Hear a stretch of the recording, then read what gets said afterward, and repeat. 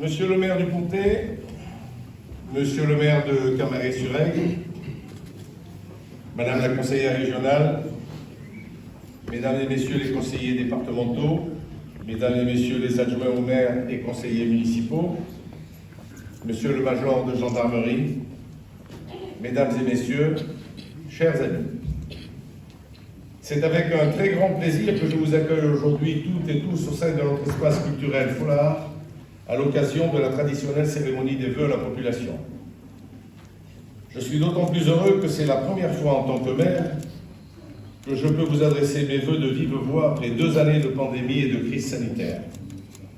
Aussi, au nom de l'ensemble des membres du conseil municipal de Montréal-les-Avignon, je vous adresse nos meilleurs vœux de santé, de bonheur et de réussite pour cette année 2023. Étant donné la situation actuelle que nous connaissons tous, j'espère vivement que 2023 marquera la fin, ou du moins l'atténuation, des différentes crises auxquelles nous faisons face. Certes, il y a peu d'espoir, mais comme le dit l'adage, la vie commence demain. Depuis mars 2020, le monde entier va de crise en crise. Crise sanitaire, puis crise géopolitique et militaire avec le conflit en Ukraine, et enfin la crise économique et sociale qui découle elle-même des crises précédentes. En ce qui nous concerne plus particulièrement, et pour couronner le tout, la commune a été victime d'une cyberattaque en avril 2021, nous faisant perdre ainsi des millions de données qu'il a fallu reconstituer. Dans ce contexte, nous ne sommes pas restés inactifs. Très rapidement, la municipalité a pris toute sa part dans la lutte contre la crise sanitaire, avec l'ouverture d'un centre de dépistage dès le mois de novembre 2020. En mars 2021, ce centre s'est transformé en centre intercommunal de vaccination. En 1 an d'activité, ce dernier aura permis l'injection de près de 40 000 doses de vaccins. En mars 2022, la commune s'est mobilisée dans l'urgence pour accueillir une dizaine de familles ukrainiennes, avec notamment 25 enfants bloqués un vendredi soir sur l'autoroute. Nous les avons accueillis dans notre gymnase pour le week-end. Je tiens une nouvelle fois à saluer l'engagement de toutes les personnes qui nous ont apporté leur aide. Cet élan de solidarité a été apprécié à sa juste valeur et honore notre ville. Mesdames et messieurs, après presque 3 ans de mandat, c'est la première fois que nous pouvons vous présenter nos vœux. Rassurez-vous, je ne détaillerai pas tout ce que nous avons fait depuis juin 2020. Les discours à la Fidel Castro, très peu pour moi. En revanche, il nous est apparu essentiel de rendre compte aux Montréalois de nos principales réalisations et du cap que nous nous sommes fixés pour l'avenir. Les Montréalois nous ont fait confiance et cette cérémonie est aussi l'occasion de tirer le bilan de notre action. Le premier de nos engagements concernait l'arrêt de l'urbanisation à outrance de notre commune. 98% avaient répondu au premier questionnaire du premier tract de la campagne. Entre 2014 et 2020, des centaines de logements ont vu le jour et en prime, nous avons hérité de 3 conventions passées avec l'établissement public foncier pour la construction de 550 logements supplémentaires, ce qui est totalement délirant et irréalisable. Un problème épineux que nous avons pris à bras le corps à travers la révision générale du plan local d'urbanisme. Et après des mois de travail acharné, nous avons atteint notre objectif. Le nouveau PLU en vigueur depuis février 2022 dessine la ville pour les années à venir en fixant des règles restrictives, plus restrictives qu'auparavant. Les constructions seront donc moins hautes, moins denses, plus vertes et plus arborées. Les chiffres étant parfois plus parlants que les mots, je vous dirai que jusqu'à aujourd'hui, nous avons évité la construction de 110 logements, pourtant actés par nos prédécesseurs.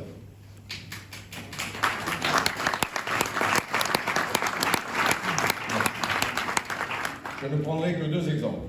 Celui du projet des Sumelles, si cher à M. Ancel et bien d'autres, où nous avons supprimé 70 logements par rapport au projet initial, et celui de l'avenue du 8 mai, où après 1 an de négociations, nous avons annulé un projet de 39 logements transformés en 6 beaux lots à bâtir qui s'intégreront beaucoup mieux dans cette zone pavillonnaire.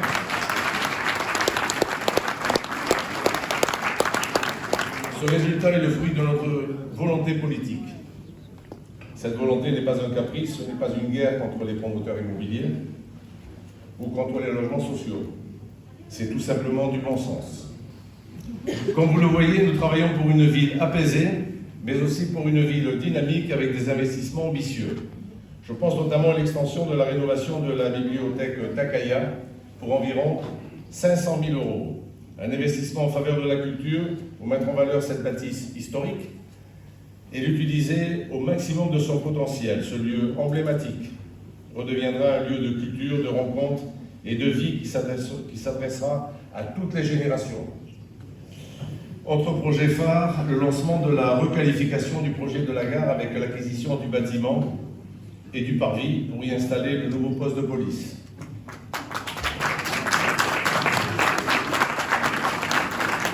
À ce jour, le permis de construire est en instruction et les travaux débuteront dans le courant de l'année. Il comprend aussi la réfection totale des voiries aux alentours, déjà achevée en septembre 2022 pour un investissement de 350 000 €. La commune a également cédé une partie du foncier à un groupement de professions libérales pour l'émergence d'un pôle de santé. Au total, c'est un investissement d'1 500 000 € pour la redynamisation du centre-ville, la sauvegarde du patrimoine et l'amélioration de l'offre médicale.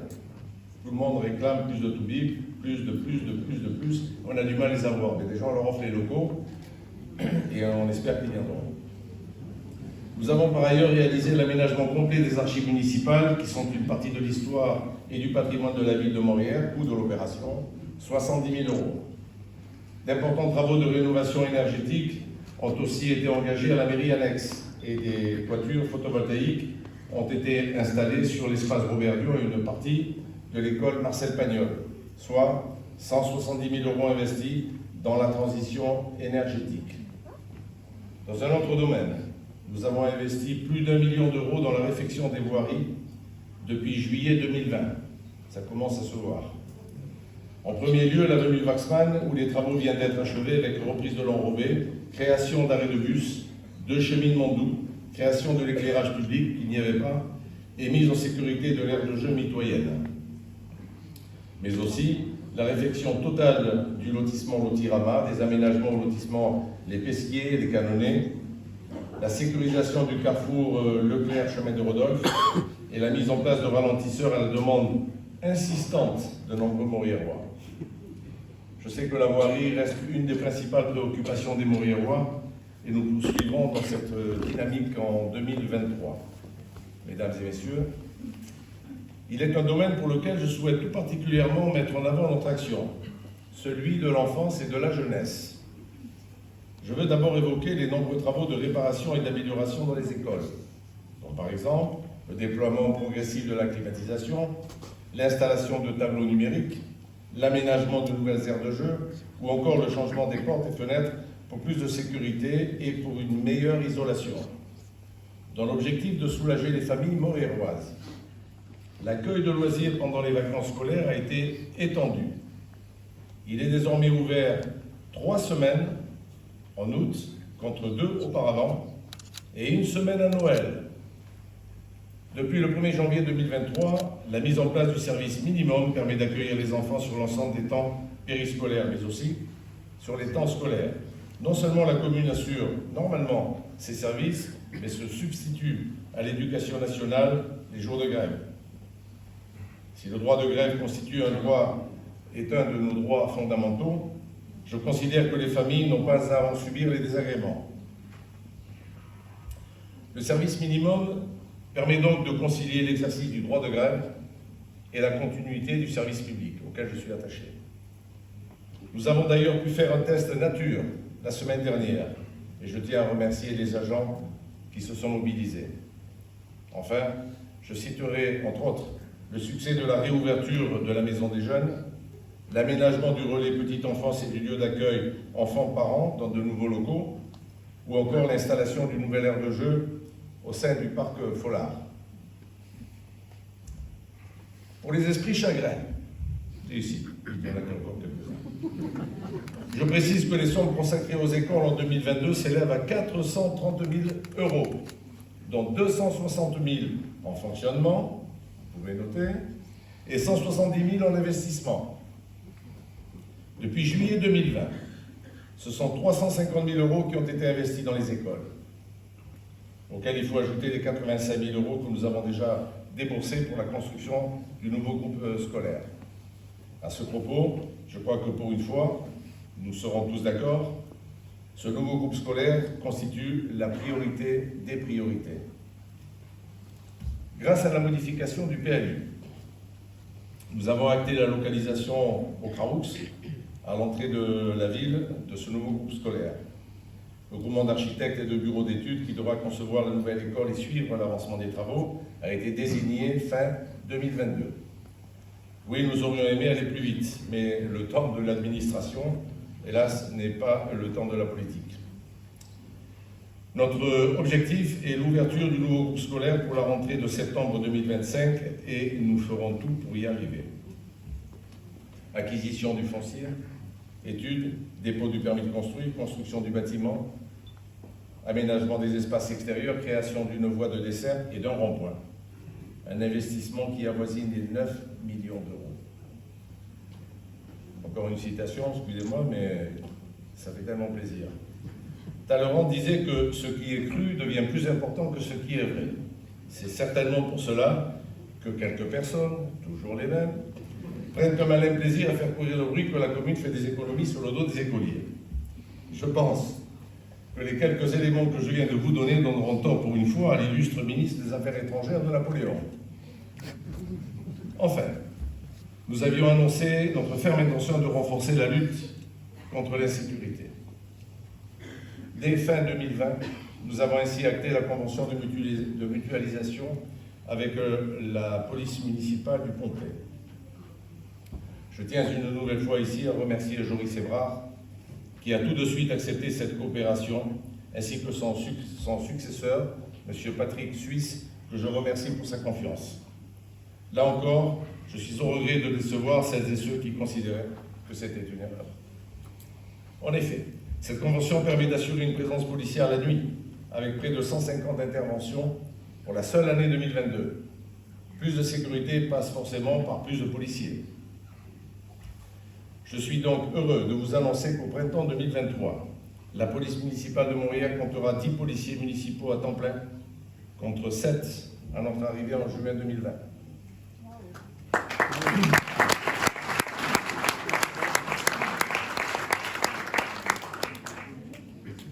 Et je pense qu'un certain nombre d'entre vous ont remarqué le nouveau véhicule dans notre police, grâce auquel nous optimisons les patrouilles et offrant de meilleures conditions de travail aux agents.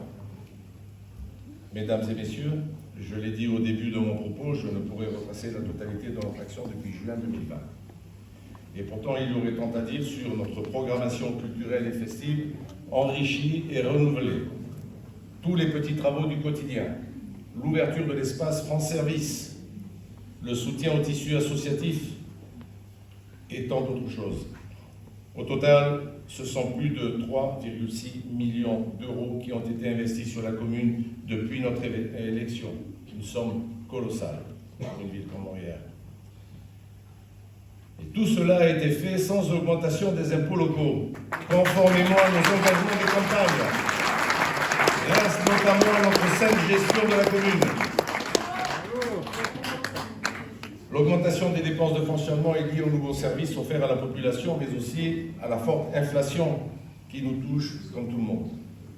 En parallèle, nous avons mené un travail acharné pour obtenir des subventions. Entre juin 2020 et aujourd'hui, ce sont plus d'1 800 000 € qui ont été notifiés à la commune. Dans les années à venir, cette dynamique sera amplifiée et nos investissements seront encore plus importants.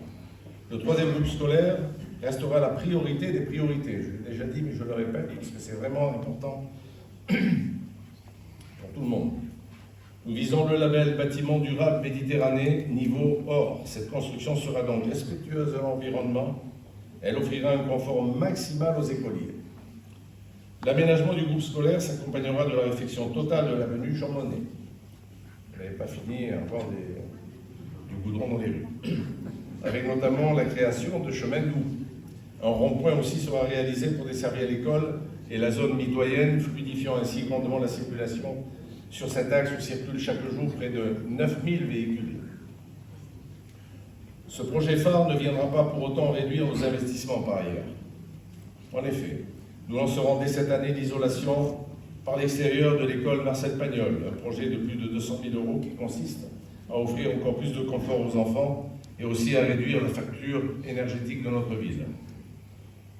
Nous étudions également la création d'un terrain multisport qui profitera à l'ensemble des Montréalois, associations, particuliers et scolaires.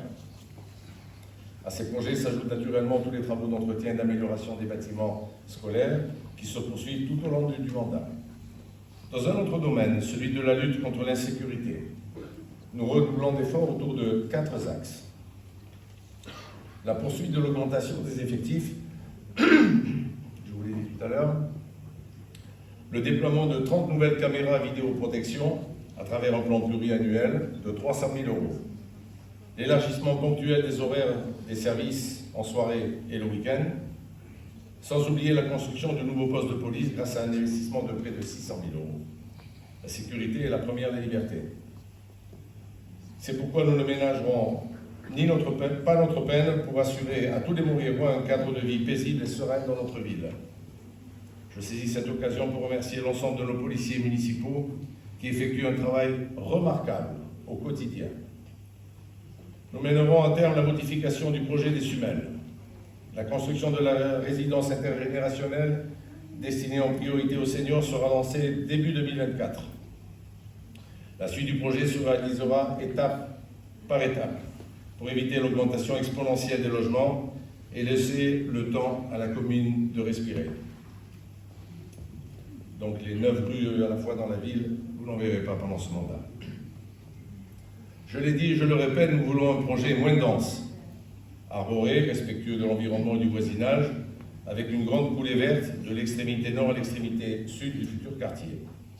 L'autre dossier que nous avons à gérer avec l'EPF est celui du site République. Acté par mon prédécesseur, ce projet prévoit la création de 250 logements sur environ 5 hectares à proximité immédiate du centre-ville. J'ai d'ores et déjà demandé à l'EPF de repousser le terme de la convention de 3 ans, soit au 31 décembre 2027. Et je souhaite également réduire drastiquement le nombre de logements qui était prévu. Aujourd'hui, je veux vous assurer de ma détermination à aller jusqu'au bout de mes engagements. Autre domaine où il existe de fortes attentes des Montréalois, la voirie communale. Nous avons déjà abattu un travail colossal, j'emploie le mot colossal à plusieurs reprises parce que c'est vraiment un travail titanesque en la matière et cela va continuer. Fin février, la route de la Garance sera entièrement rénovée en partenariat avec le Grand Avignon, un investissement de 180 000 € pour la commune. Nous n'avions aucune obligation de faire toute la partie qui n'avait pas été creusée. Nous avons considéré que cet axe était très important et qu'il fallait absolument le rénover, ce qui va être fait. Cet argent, afin de refaire à neuf cet axe traversant notre ville, je vous l'ai dit, les travaux de réfection se poursuivront dans les lotissements et aux abords des lieux accidentogènes que nous devons sécuriser. En 2024, nous avons bon espoir d'entamer la reprise totale de l'avenue Général Leclerc. C'est un immense chantier, sur plus d'1 kilomètre, avec là aussi la création de chemins doux, raccordés à ceux qui viennent d'être créés avenue Waxman. Mesdames et messieurs, voici les lignes directrices de notre action pour les 3 années à venir. Ces réalisations passées et à venir sont le résultat d'un travail collectif. Qu'il me soit donc permis, ici, de remercier l'ensemble des personnes et institutions avec lesquelles nous faisons avancer notre ville. En premier lieu, mes adjoints, investis dans leur délégation avec beaucoup de dynamisme, d'entrain et même d'ardeur, au point qu'ils m'épuisent. Surtout 2. Ils sont présents quasi quotidiennement en mairie et se mobilisent pleinement dans leur délégation en fournissant un travail exceptionnel, je vous l'assure. Je peux les remercier sincèrement pour cet engagement qui les honore, mais qui honore également la ville. À présent, je tiens à remercier les conseillers municipaux de ma majorité, qui me sont eux aussi d'une aide précieuse de la conduite des affaires. Leur présence, leurs remarques, leurs suggestions m'aident dans la gestion du quotidien et dans la résolution de petits problèmes qui sont en réalité les principales préoccupations de nos administrés. Ils m'accompagnent pour certains depuis longtemps déjà, pour d'autres depuis moins longtemps. Et depuis 2020, nous sommes unis autour d'un même idéal pour Morières. Je veux sincèrement les remercier toutes et tous. Le fonctionnement d'une commune, c'est aussi avant tout le travail de ses agents.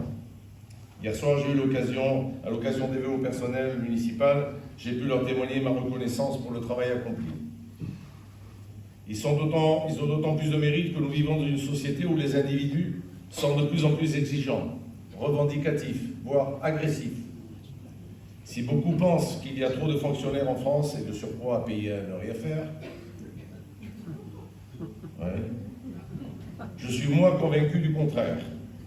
Maire d'une ville de plus de 9000 habitants depuis plus de 2 ans, j'ai pu me rendre compte des innombrables sollicitations de la municipalité, chaque jour. Des dizaines, sinon des centaines de demandes, état civil, urbanisme, voirie, association, école, le chien qui aboie, la branche du voisin, etc., etc., etc. Dès que quelque chose ne va pas, on sollicite le maire et ses services. Et comme le maire n'est rien d'autre que le représentant de Dieu sur terre, on s'imagine très souvent qu'il va régler le problème sur le champ. Merci. C'est du vécu. La mission des agents de la fonction publique territoriale s'est donc largement complexifiée avec le temps. Aujourd'hui, devant vous, je veux les assurer de ma considération et leur rendre la reconnaissance qu'ils méritent. Je tiens à avoir une attention particulière pour les associations qui œuvrent à Morières. Il y en a plus d'une centaine. Et elles jouent un rôle essentiel dans la cohésion sociale. Aussi, je veux réitérer mes remerciements à tous ces bénévoles qui œuvrent en faveur de la solidarité, du respect d'autrui et qui participent aussi à l'animation de la commune. Enfin, je tiens à remercier l'ensemble des partenaires, grâce à qui les projets peuvent avancer et se concrétiser. Les services de l'État, avec qui nous échangeons en permanence, et je saisis cette occasion pour adresser mon amical souvenir à M. Bertrand Gaume, ancien préfet de Vaucluse,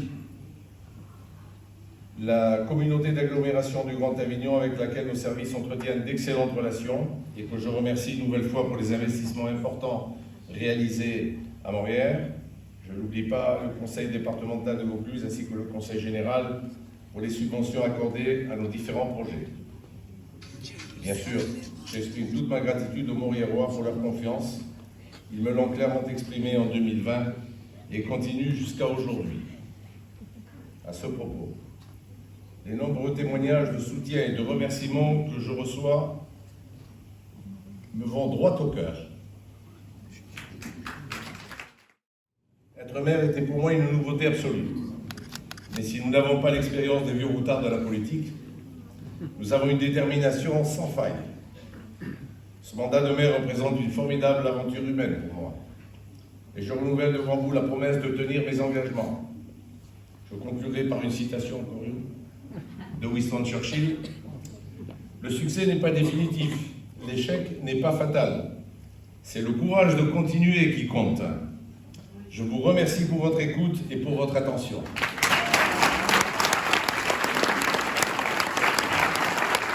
Et ça me touche beaucoup.